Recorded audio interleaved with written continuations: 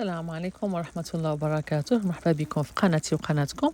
اليوم أنا من معكم طاجين ديال الدجاج بالبطاطا القصبية، شهيوة من الشهيوات العريقة، الشهيوات المغربية. تيجي لذيذ هاد الطاجين، تيكون موسمي. ممكن طيبوه بالدجاج، ممكن طيبوه باللحم. البطاطا القصبية تجي شهيوة من الشهيوات اللذيذة وما تتكونش على مدار السنة. كيما تيبان لكم هنا الطاجين مدغمر على حقه وطريقه واقف، ماشي ميه. تتجي الحبة على اختها البطاطا القصبية ماشي معجنة. تبعوا معايا الطريقة ان شاء الله.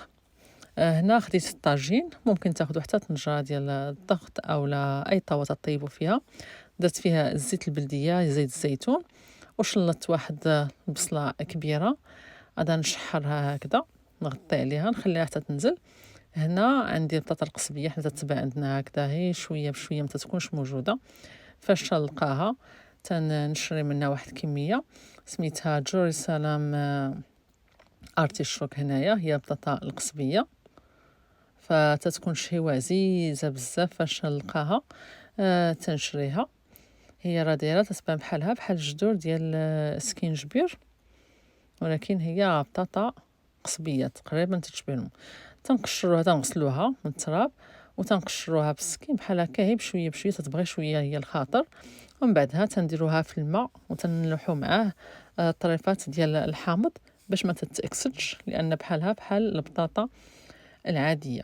هنا البصيله من بعد ما تشحرات غادا نضيف في هذه المرحله، غادا نضيف الدجاج. انا كنت مشرمله الدجاج ليله من قبل، ديالو العطريه ديالو مغسول مزيان بالمليحه والحامض وسكينجبير. تنقطروه مزيان ومن بعد درت له الاقامه.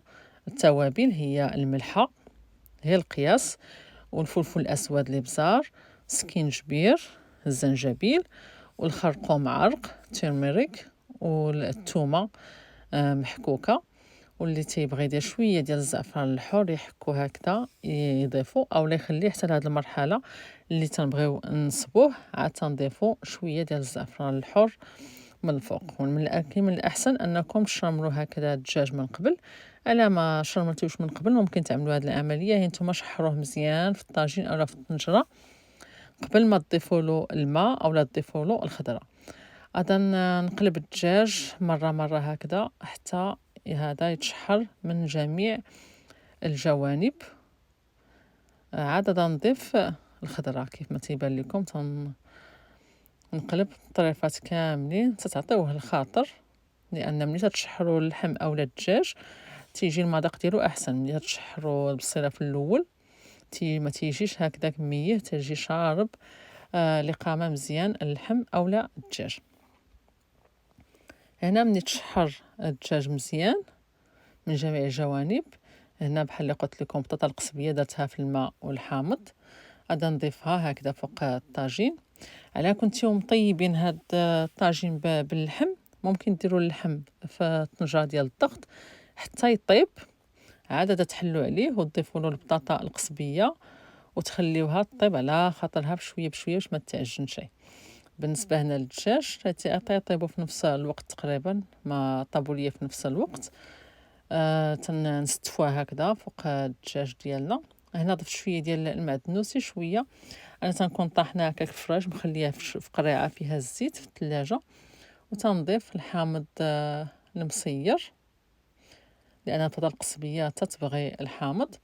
وغنضيف شويه ديال الماء سخون، لان تخص فاش يضيف الواحد الخضيره هكذا تخصها شي شويه ديال الماء، خاصه البطاطا القصبيه باش الطيب. ما تنميهوش بزاف، تنمرقوش بزاف، هي شويه، هي الحد في القد باش تطيب هذيك البطيطه. وساعات يمكن نهزو المريقه من الجنب ونسقيو هذيك البطاطا القصبيه ديالنا، ماشي ساعه حتى تقريبا الاخر تقرب الطيب. ما نحلوش عليها حتى تقرب الطيب، لان نبقاو نحلو عليها في الاول ما تطيبش مزيان. هنا البطاطا ديالي راها طابت، الدجاج طاب، حليت عليهم. ضيف لهم هنا شويه ديال الزيتون، ممكن تضيفوا الزيتون الخضر الزيتون الاحمر اللي تفضلوا، هذا تيبقى شيء اختياري ماشي شي حاجه ضروريه. وغادا نخليه هاد الطويجن يتشحر. كيف ما تنقيت هنا البطاطا راها قابطه راسها ولكنها طايبة زبدة. غادا نخليها الطواجن يشحر غير شي شوية. ها نتوما تشحر مزيان، ما بقاش كاينه لا ما فيه لا والو، تيجي واقف.